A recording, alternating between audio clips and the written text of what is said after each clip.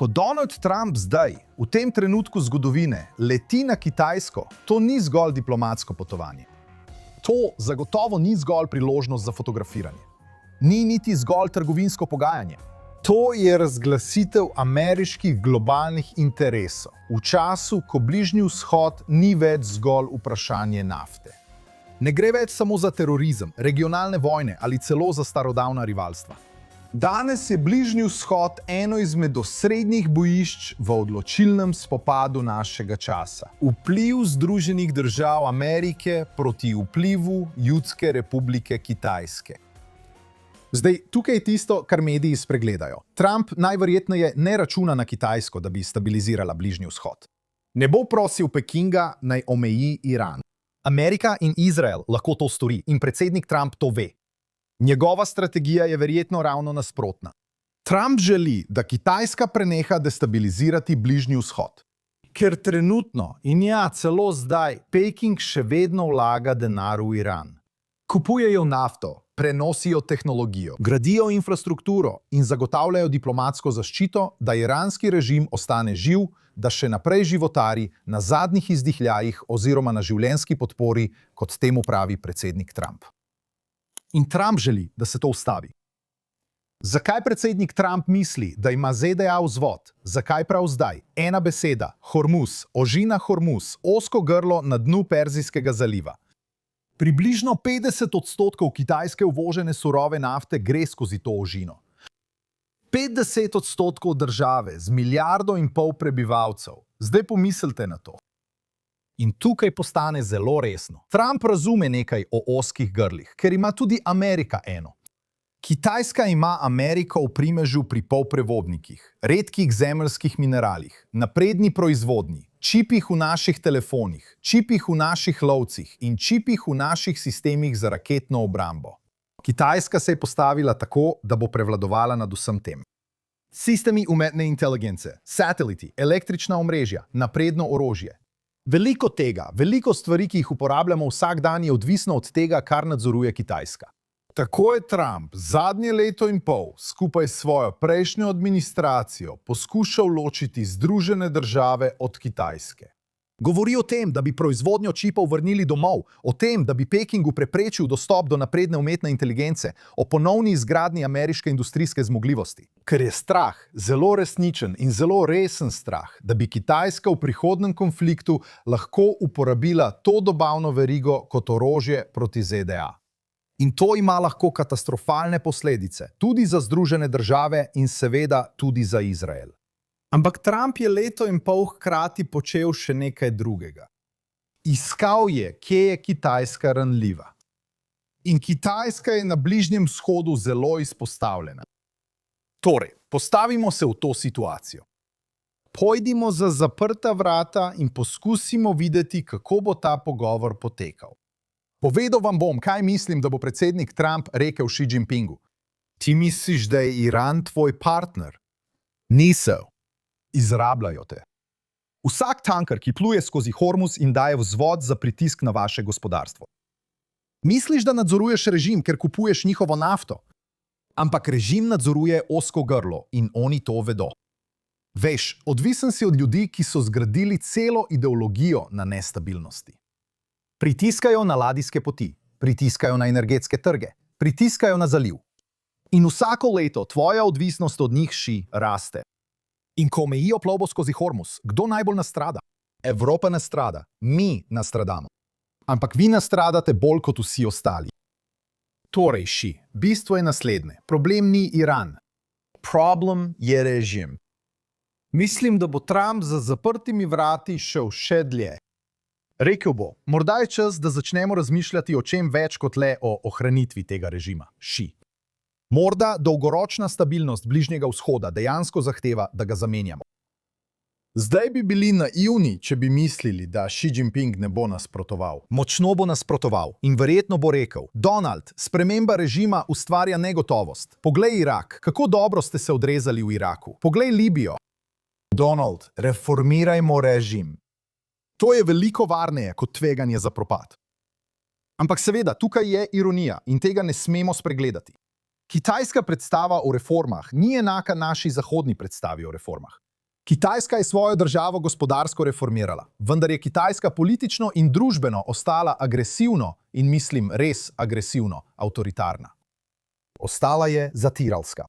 Torej, ko Kitajska govori o reformah v Iranu, v resnici mislijo: ohranimo režim, naj obdržijo svojo zatiralsko ideologijo, samo naredimo jo manj motečo. In tukaj predsednik Trump to popolnoma zavrača. V svojem bistvu to popolnoma zavrača, ker Trump razume nekaj temeljnega. Ideologija ni drugotnega pomena za režim. Ideologija je režim. Obeh ne moreš ločiti. Korpus islamske revolucionarne garde ne obstaja zato, da bi varovala narod. Obstaja zato, da izvaža revolucijo. To je njen celoten namen. In zdaj je tu nekaj ključnega za naše razumevanje Kitajske. Kitajska velika strategija temelji na enem viru, ki ga imajo Kitajci – času. Imajo občutek za čas, za katerega je Zahod celo pozabil, da obstaja. Peking razmišlja o desetletjih in včasih celo o stoletjih. Amerika in velik del Zahoda pa razmišlja o volilnih ciklih, 4 letih, morda 8 letih. Kitajska nima pravih volitev. In to jim daje kontinuiteto vodstva, kontinuiteto izvajanja strategije skozi čas.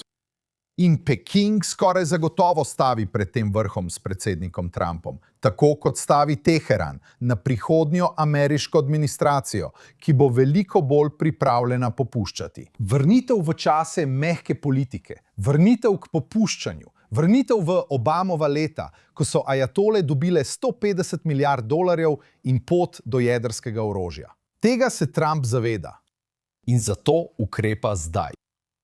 Ker strateška okna niso odprta zavedno.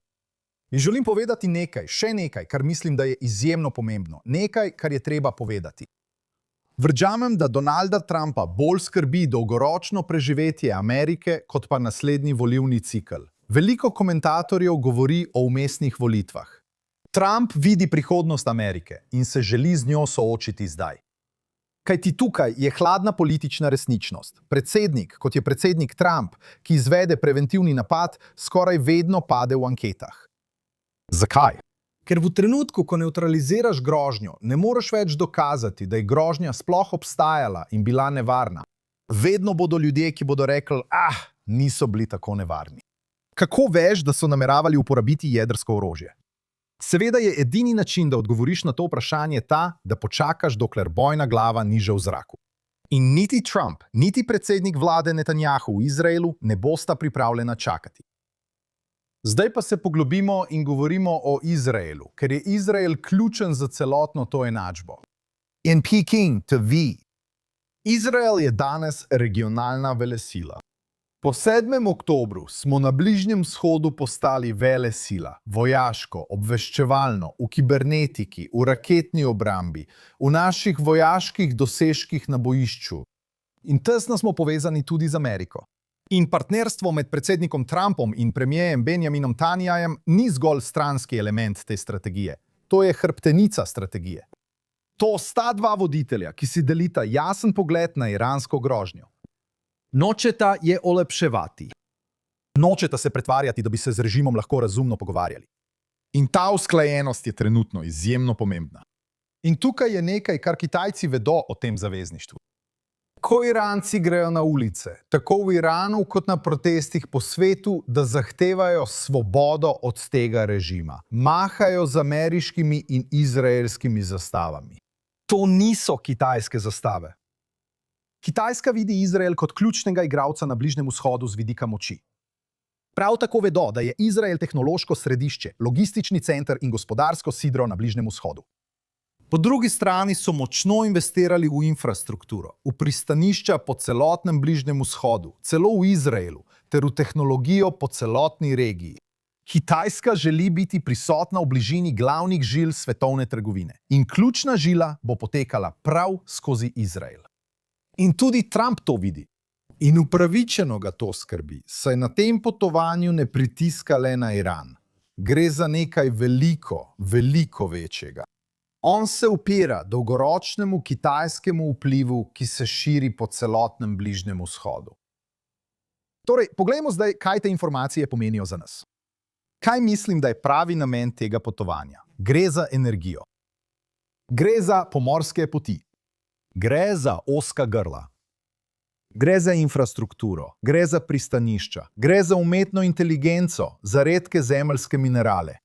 Najpomembneje pa je, da gre za vojaško razporeditev in prihodnje ravnotežje moči na tem planetu. Stojimo na pragu globalne spremembe.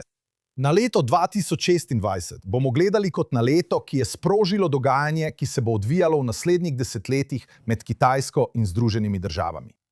Kitajska ima potrpljenje. Kitajska ima kontinuiteto. In Peking računa na to, da se bodo Američani naveličali, da bo država in ameriško ljudstvo spremenilo smer, izbralo nekoga bolj popustljivega, nekoga, ki bo bolj ustrežljiv, nekoga, ki se bo vrnil na stare poti. Ampak Trump to ve, zato se vkrca na tisto letalo prav zdaj, dokler je to okno priložnosti odprto. Dokler je Iran najšibkejši, dokler svet opazuje, nosi nekaj zelo, zelo močnega s seboj. Razumevanje Kitajne ranljivosti in pripravljenost, da to izkoristi. To je True East in jaz sem Darone Spilman. Hvala, ker ste se pridružili.